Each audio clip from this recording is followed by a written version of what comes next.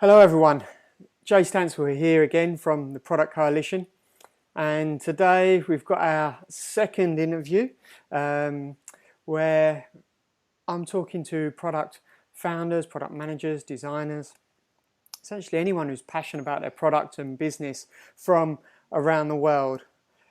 Earlier this week I spoke to Lee and Ricky from Upspot.io, two co-founders involved in a startup that's connecting contractors to technology opportunities. And today I'm following up in our second interview with Aurelie from riskiest.io, and I'll hand straight over to Aurelie and let her introduce herself and the product, and we'll get going on talking through a few questions. So over to you, Aurelie. Hi everyone, very happy to be here to talk about product. So I am currently head of product at riskiest, as Jay mentioned. It's a UK-based company who creates videos for brands using their fan and their employees. A little more detail around me. I've been working in product management for about 7 years in highly relevant roles, focusing on revenue growth, onboarding for companies such as Spotify, Viadio, Le Figaro, on mobile apps and online platforms. So yeah, very passionate about product and happy to be here today. Great intro. Thank you so much. So let's get talking about riskiest.io there and your role head of product. We're going to use the lean canvas as shaping up some of the questions. So could you tell me a little bit about the problem this product is looking to solve? Yeah, so the CNET is a platform that allows company to produce high impact videos. The problem that we're solving is that right now, on average, we've got about a third of our time spent online watching videos. So, and also like more than half of what's shared on Instagram and Facebook are videos. What that leads to is that content becomes ubiquitous. So there is tons of it. And what CNET is allowing to do is that we help companies produce impactful content to actually be more visible and yeah. So basically, that's what we do. That's the problem we're trying to solve. Brilliant. And can you talk me through how did the to get where you are today? What did early validation of that product market fit look like for CNET?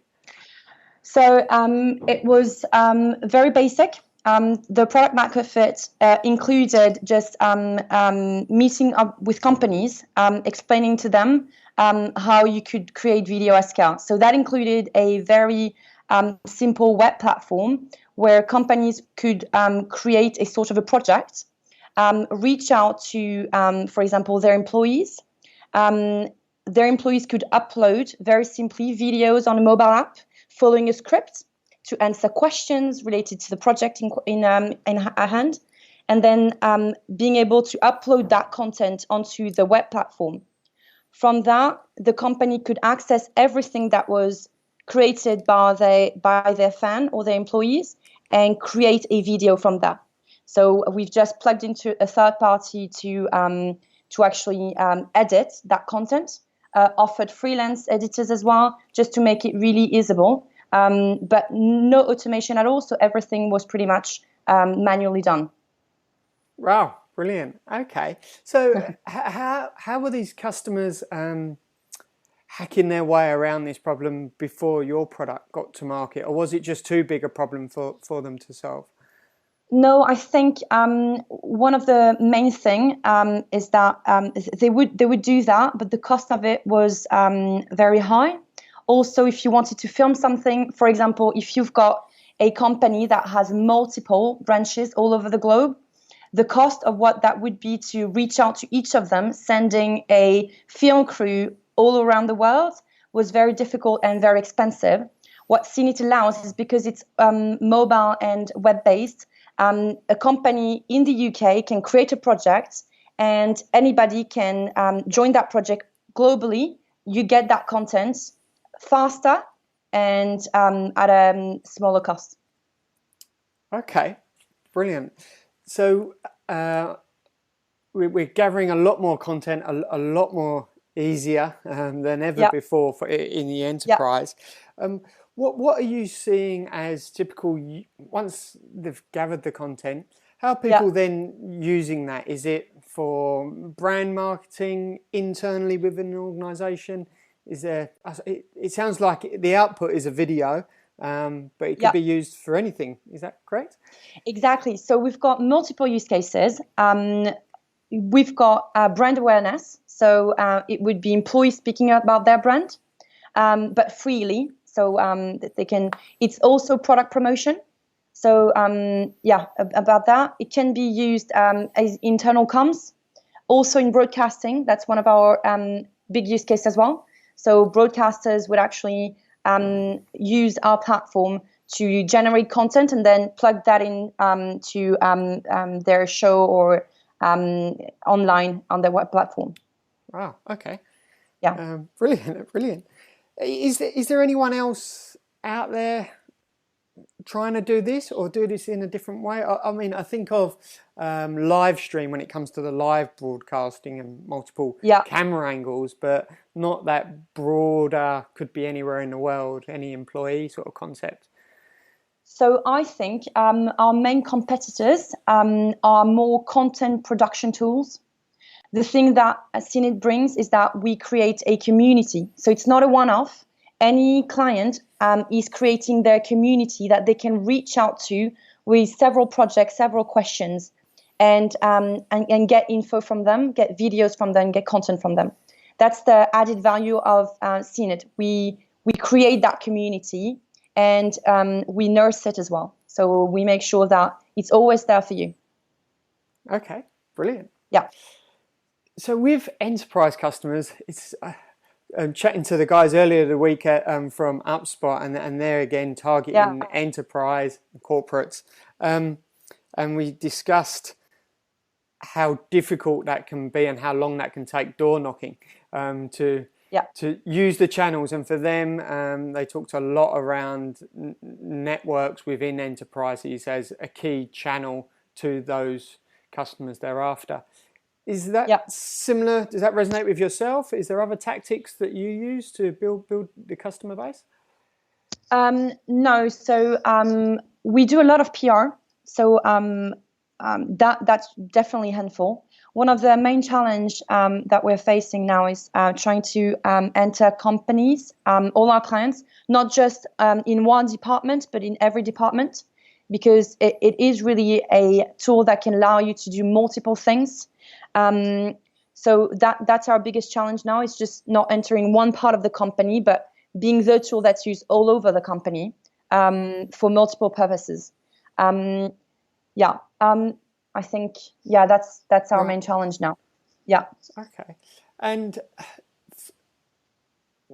getting that entry into a company, are you finding that you've got the PR stuff going on? This tool, does it sit outside of what a big company would be doing around branding, or would it complement whatever their existing marketing strategy may be, and they'd start to consider this as part of the mix? Does it fit nicely or is it a whole new concept for people?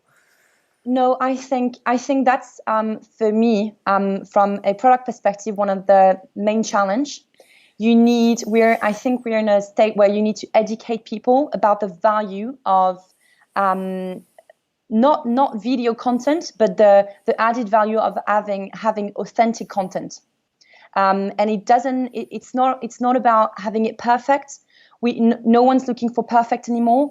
You don't look for you look for brand advocates, but you don't look for So I think we're in a state where we educate a lot our clients on the opportunities that our tool offers. That is still a difficult one, even in the product. Explaining how you get started with CNET is to be honest, in 7 years of product management, one of the hardest challenge I've been facing. Right. Okay. Yeah. And when you say get started, so by that you mean the typical sort of user onboarding experience of Yeah, exactly. familiarization.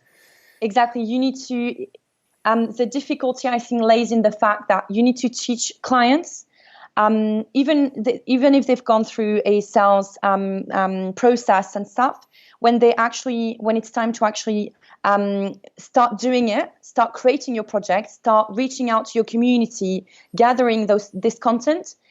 You need to explain to them what do you do on the web platform, what happens on the mobile for your community. All of that you need to teach them a lot before they start. What we find in the journey of our clients is that it takes a little time to get to actually create your first project. But then once you've done it for the first time, they just get on with it. Okay. All so right. But that first bit for us is one of the current big focus in the product. Okay. So for you, Yeah. is that a key success metric as a product manager, to knowing that if customers fail the first project, there's a good chance of losing the customer? I think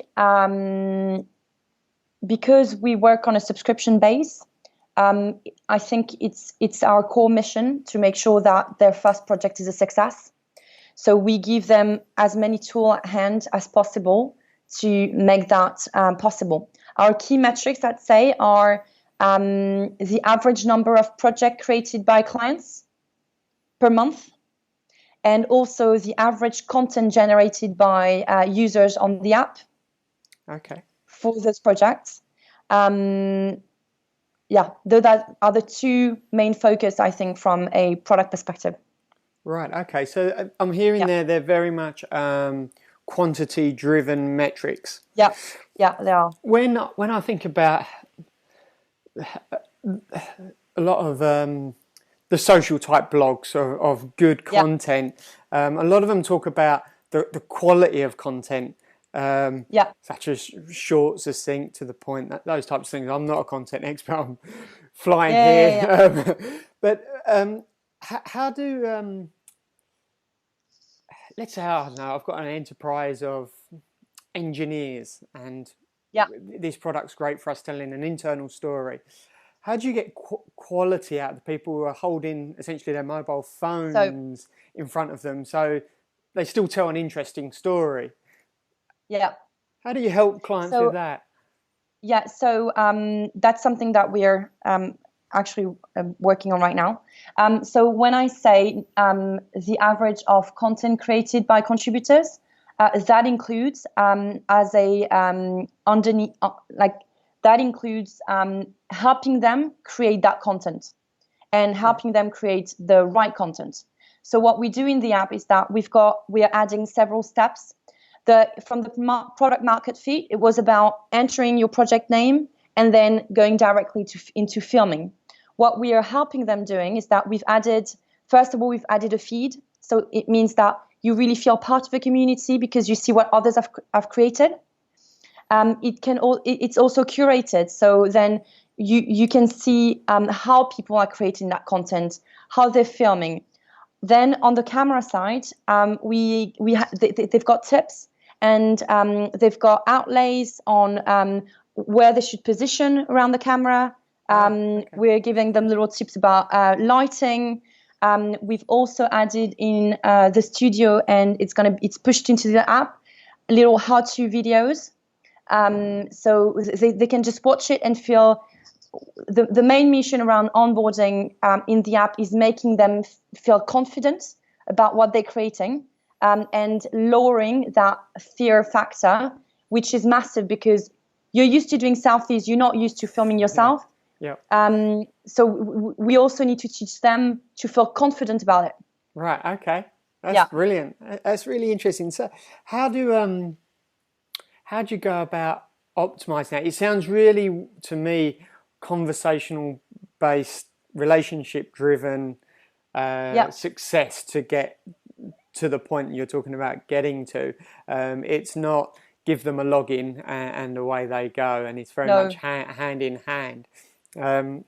That's interesting. Again, earlier in the week in the other conversation, the guys pick up the phone and speak to every client, take them through the platform online. Are you finding and hearing within product management communities that's becoming more common in the sense of when in the earlier days of the web, we gave people logins and tried to guide them around with JavaScript tips and tools around the place, and now we're going back to picking up the phone and actually having conversations with our customers and clients? I think we're in a state where everybody wants to feel unique, and they want to feel that they are personally being taken care of. So it's about everybody needs to log into their app or their website for our clients. It's the same. Basically, it doesn't change whether they're about to film something or they're about to create a project. They need to feel confident. They need to know that it's their environment and only there, and they have control over it. And they need to be seamlessly taken through where they need to go. Okay, I'm hearing a lot about empathy here. Yeah, it is.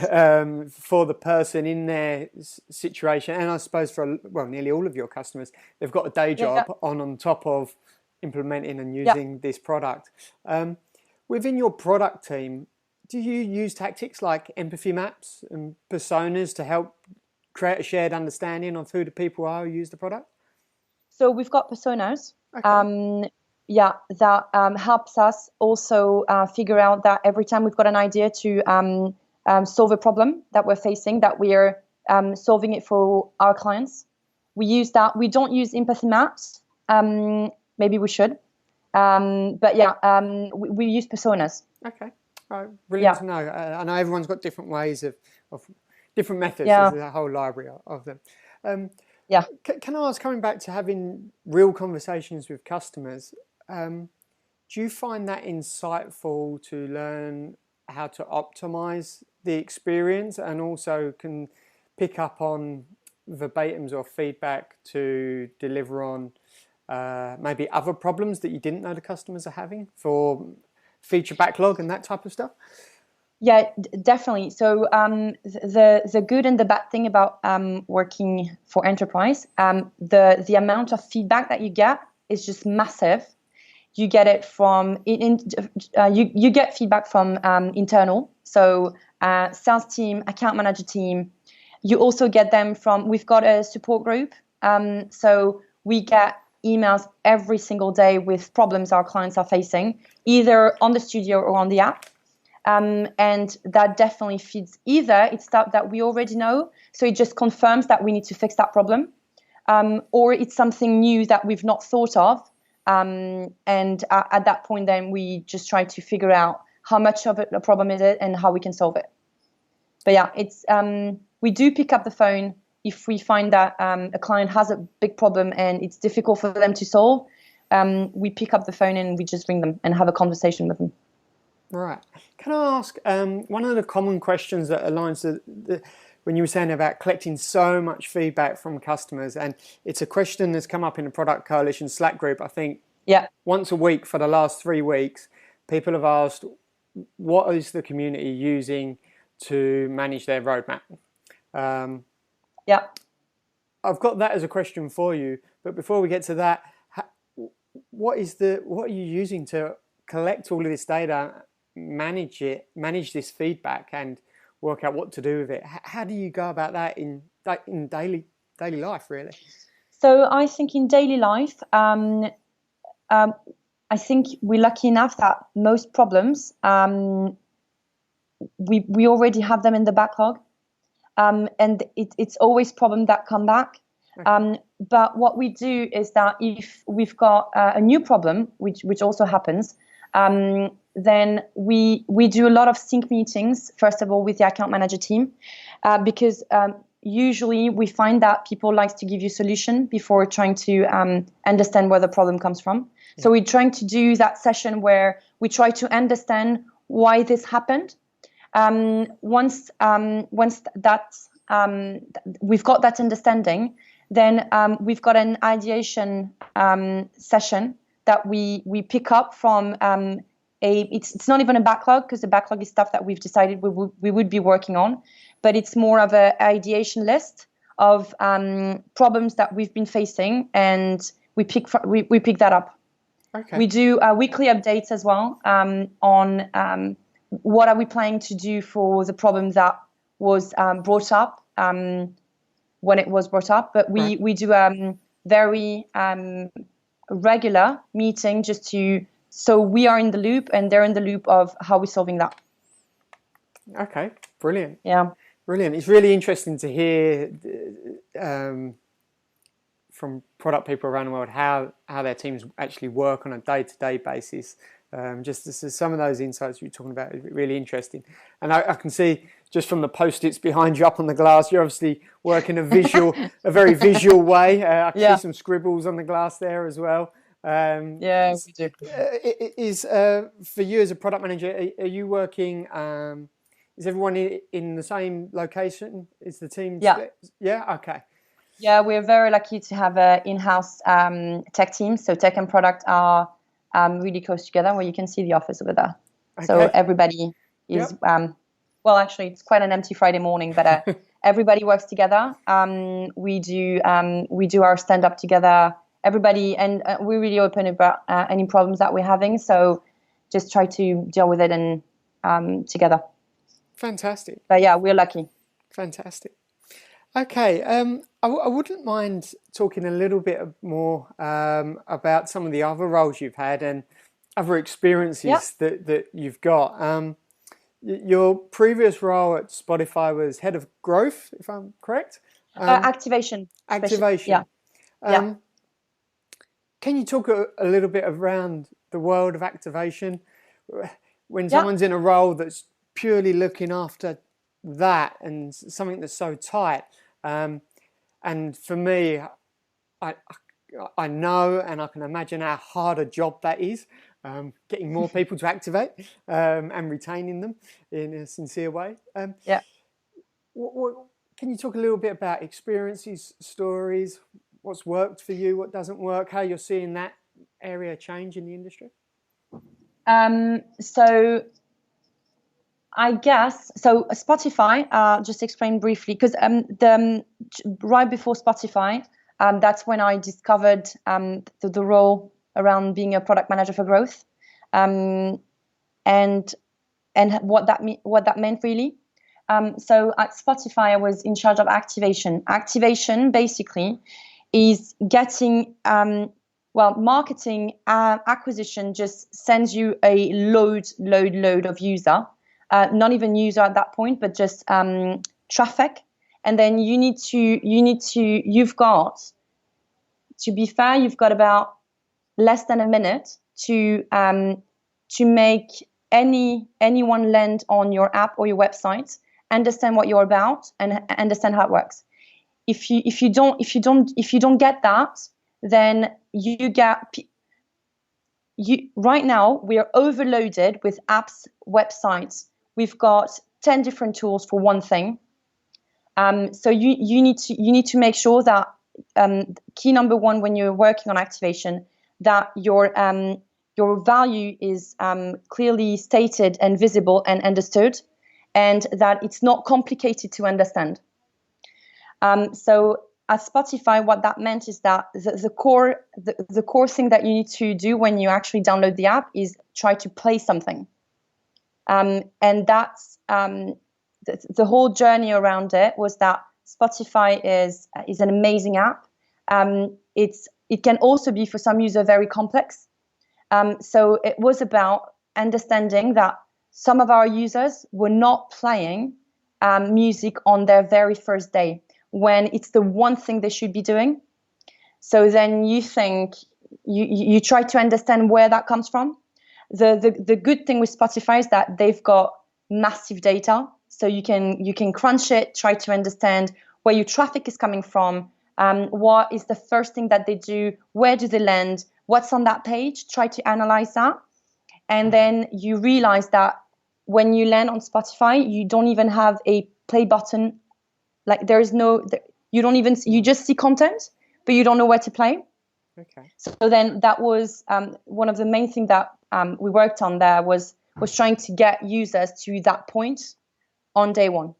That included driving them through their first time experience, sending them email to show them step by step the different actions they could take. And basically, the whole point of activation for me is getting a single user to becoming an active user.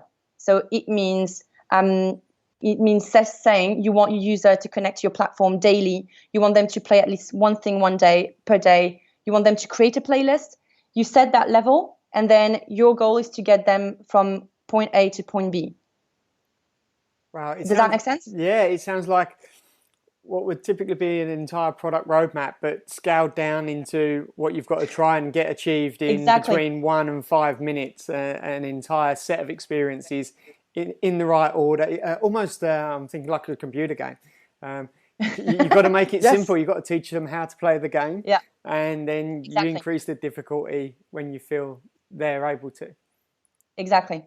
Right. Okay. And that they're hooked. Okay, I can certainly see the connection between your experience with handling all of that on a day-to-day basis and what you're doing now at SeenIt.io with getting people to get that first video and what a difference that makes to the business. That's clear now. You're obviously a user of products yourself. What are you seeing as common activation failures in digital products? I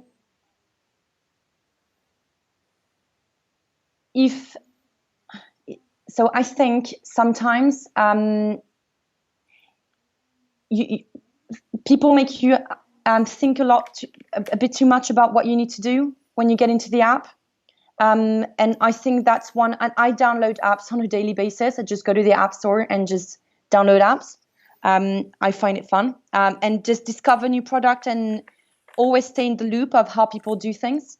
And I find myself very often downloading an app and like deleting it after a minute because I didn't know what to do. And also the overload of information that's displayed makes me not want to go further. So I think it's about respecting certain rules, as in you should always have one single thing to do on one page. If you've got more than one and you need to start thinking about what you need to do next, then you failed, for me. Okay, brilliant. Yeah, I don't know if that makes sense. Nicely put. Yeah, absolutely.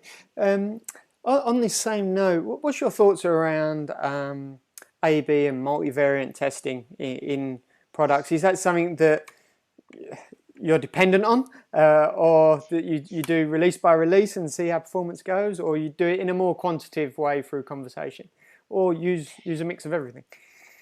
So it's really funny because I'm laughing because when I left Spotify to join SeenIt, you leave a company that offers you like A/B testing tools. You've got teams to do user testing, all of that, and you land into a more startup way where you handle 3 times the size of what you had in terms of product scope. And when it comes to A/B testing, we don't do load balancing or anything, but it's almost at that point where you kind of go with the flow. And what we do for A/B testing, we don't really do A/B testing right now, but we do user testing sessions beforehand. So we get people in, we show them different versions, and we ask them questions to see which one is better understood. So we do that a lot. We are getting into A/B testing with I use Optimizely quite a bit and Optimize. So we're getting there, but right now it's really been about basically making sure beforehand that we're building the right thing and it's understood. And then release it, and then usually 2 weeks after, we do an analytics session where we sit down, go through the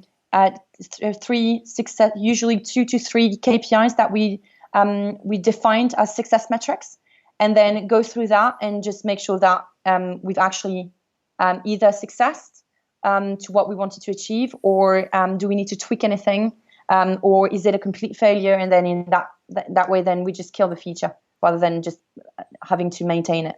Right. Okay. And I love hearing that, as opposed to chucking more marketing money at it or anything like that, where just, it still happens, and I know it shouldn't, but I do know that it still happens. When it comes to budgets and marketing, do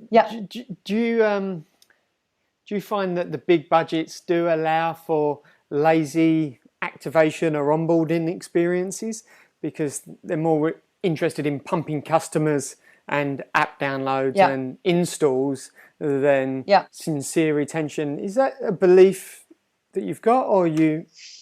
And how do you handle that in a startup environment? So I think from here at CNET, we do get a lot of app downloads. I think it is a useful metric, and it is a metric that we look after from our activation funnel. I don't really believe in chucking a lot of money in marketing if you can't satisfy the user at the end. I do believe that you also need to be sometimes pushed by marketing to increase how your product works. So I think it's for me, it's just about finding that balance. Okay. But the good thing I think we have in a startup is that communication is the best solution to anything, and we just make sure that we're not overloaded with traffic we can't handle, or if we get too many unsatisfied clients, then we just try to understand why and fix it. But we do need to keep going because we're building a business. But I don't believe in having for example, an army of sales and then having a poor product. It doesn't make any sense to me. No, I'm typically of the same mindset. Yeah. Brilliant. I'm going to finish up with it's a question I finished up the last interview with, and it caught the guys off guard a little bit, so I'm going to try it again. Okay. So as head of product at CNET.io, for any product manager, a lot of the time you're testing risky assumptions in the product to see if they work or not. What can you share about the riskiest assumption you've got around the product at the moment?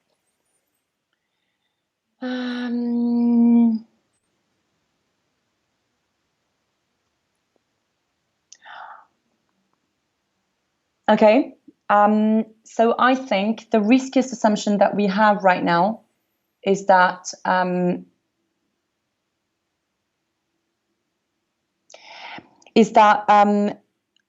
the app, to drive to increase the number of content created, we believe that we need to create a more community vibe, and that includes it is risky in terms of how much it costs in terms of development, because we're testing adding a feed.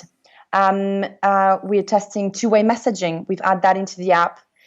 We're building all of these features based on the assumption that creating a community vibe will increase the quality and quantity of content. And on the other hand, you could say that it is risky because maybe it's not a community vibe that we need. Maybe it's just better understanding on how you can create that video. And so I think for me, that's the biggest assumption and the riskiest assumption that we are making on the app. Thank you so much for sharing. I think the people watching this will just find it so interesting to see how a fellow product manager is thinking about real world problems and handling them. And it was great to hear a little bit about the culture of your team when it comes to accepting failure as well. I think that's really noble. Yeah, I do. I'll just add one thing on failure. I think it actually builds the best product. So you do need to fail to find the best solution. So I think it's really healthy to fail. Thank you so much for this morning your time, this evening my time, Aurelie. Yeah. It's been, Thank you so much, Dave. Really interesting to hear and learn about the product yourself and your experiences. So thank you very much. Thank you so much, Dave. Speak Bye. to you soon. Bye-bye. Yeah, bye.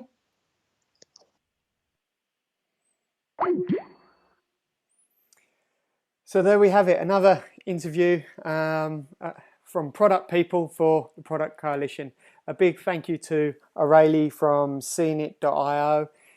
We'll get this video out in a Medium article and newsletter as well, and we'll share some information about Aurelie and the Seenit product if you want to know more about that.